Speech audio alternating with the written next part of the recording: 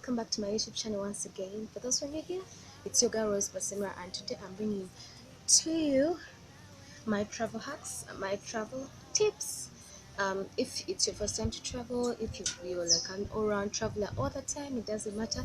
I think it's good to always have that, to have that reminder of what you should have, what you should do to make life and the vacation actually better. So let's just jump into it right away.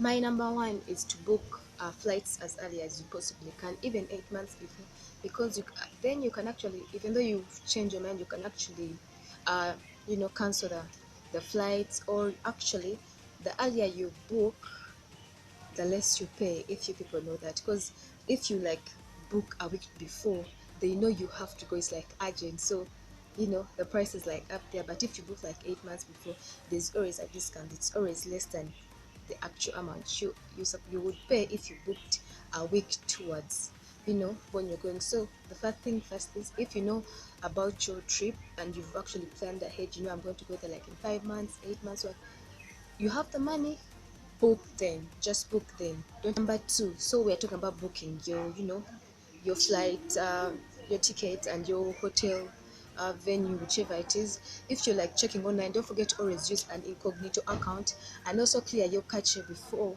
every time you finish using. Do you know why? It's because every time you visit, the price has increased like per dollar. So imagine you visit 10 times before you actually book. The price would have gone up 10 times, $10 up. So what you do is always go use an incognito account and delete your cache after. If you can use your account, to search and what, then use a friend's account to actually buy and book those tickets. Then you would actually stay on the real price. So don't forget, use an incognito account. My number three, if you have the email of the hotel, it's better you email that hotel itself to book space and a room or whatever you want, because there's always a chance that they'll give you a discount. But if you go through like, let me say, booking.com, there's no chance of that. Trust me, there's no chance of a discount unless generally given, but most chances are there won't be any discount. My number four, to avoid like disappointments, mostly it's the first time, because you see nice pictures and all, but you go to like Trip Advisor, check out that hotel, see the reviews, and if this is a place I want to be, or if not, because you can go there and get disappointed, and that can ruin your trip. So go Trip Advisor, check out people's reviews about where you want to book, and everything will be fine. Number five is book without a meal plan. You never know, because there are people who go, like, let me say, like China, you booked a hotel, you've also added like the $50 per day meal, and then you find that most of the things on that menu, you look at the buffet and you can't eat any of that stuff. So and you've already paid for that, and it can't be, you can't refund that. What you is, first go, if you like the buffet, then you pay, because you can pay on arrive after booking. It's okay, you can pay for the meals.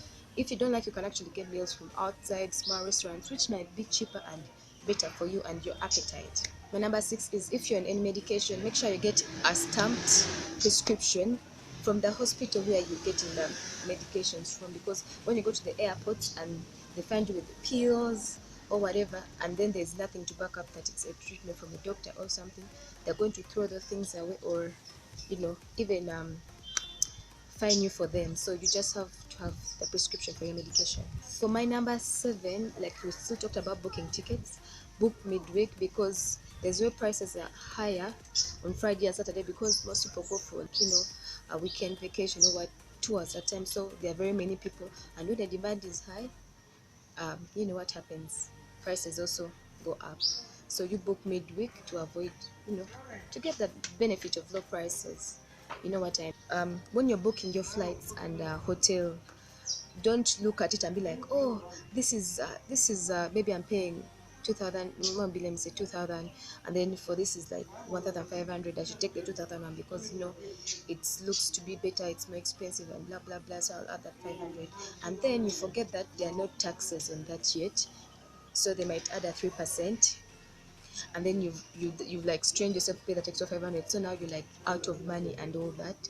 But always have that when you're calculating, add that 3% in whatever, let it be flights, or not all of them do that. That's why I was telling you, if you can email the hotel itself, that gives you the actual prices, than you using a site. And 9 is you have to download apps. You download them offline apps so that when you're like in a different country, um, you can just use it even though you have access to Wi-Fi or you don't have access to Wi-Fi. You can be able to move from one place to another without being disturbed. My number 10 is you have to take photos of passport, your tickets, both in front and behind, your suitcase packed, and also the inside and the outside. In case it gets lost, you have something to show them so that they find it easier than they would have when they don't know how it looks like. For the passports and the ID and the credit cards, both in front and behind, imagine you get robbed, God forsake, but imagine you get robbed and you need that information. It's so necessary for you to, at least even though they are to help you, the police or the hotel or what, you have to have like an ID. So your passport photo can help you do that. And another thing is don't take the photos and leave them on your phone. Take the photos, email them to yourself, delete them from your phone. In case you're traveling and you have like, issues that happen, someone might hack into your phone. But if you have your email, even though you go somewhere else, they have taken your phone, like they've stolen it, you just go somewhere like to a cafe or that hotel, computer, go into your email address and show them the photos and whatever needs for you to maybe complete your payment using your credit card. Unless you're someone who knows the information in your credit card, like the numbers in your head. But me, no, I have to copy them. So that will help you not go through all those issues. My number 11, I always say carry a waist bag. A waist bag. Imagine at the airport, your passport, your ticket, your hard cash there, whatever you need, emergency things, your hanky is just in that waist bag.